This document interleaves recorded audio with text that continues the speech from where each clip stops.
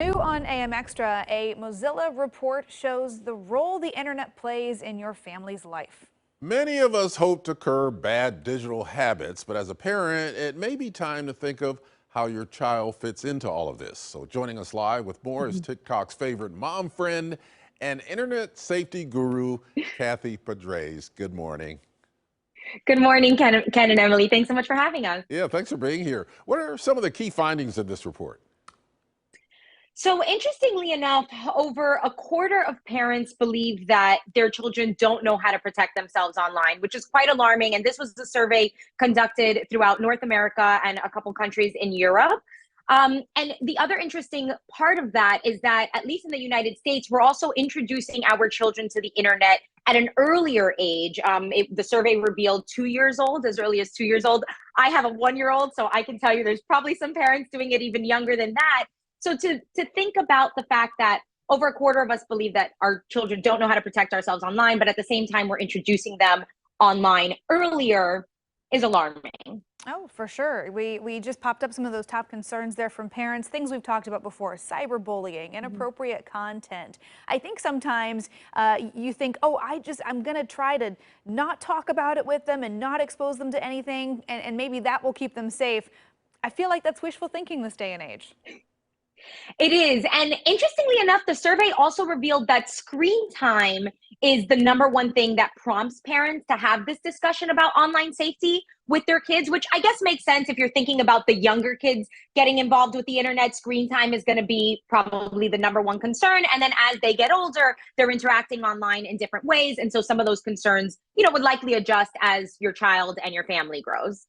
Yeah, big concern, obviously, inappropriate content. There's so much out there on the internet that is not appropriate for young children. How should parents handle that? I would say, and this applies to everything, right? Not just inappropriate content, but just every single app, browser, everything that you have on your online devices, go through the settings and actually customize it. Don't accept the defaults, because there are a lot of ways. Of course, talking to your child is the best way to really know what they're getting exposed to, right? Research and advocates have said that open communication is key. But another tool that's available to parents is going through those settings. And there's ways that you can filter out keywords. Make sure that your child is signed up for a child account versus an adult account, because that'll determine what kind of content is being served to them. So it's really important to go through the settings, explore that. And, as a parent, I know it's difficult to have these kinds of conversations with our kids. So there are resources out there. I personally trust one of the biggest names in technology, which is Mozilla. They created this survey. So if you go to firefox.com/families, there's a lot of resources there as well for families.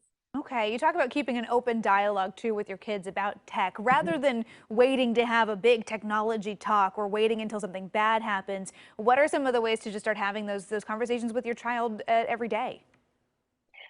Early and often, whatever concern comes up. I mean, this is really something that, it could even be weekly. When you see things online, bring it up to your child. Try to understand what their use is on the internet, why they're using certain apps, how it makes them feel. Those are great ways to just kind of get these conversations started, and then take advantage of some of those limitations that, might be available in these apps. Discuss why they're important with your family, but parental controls, pretty much every app has that.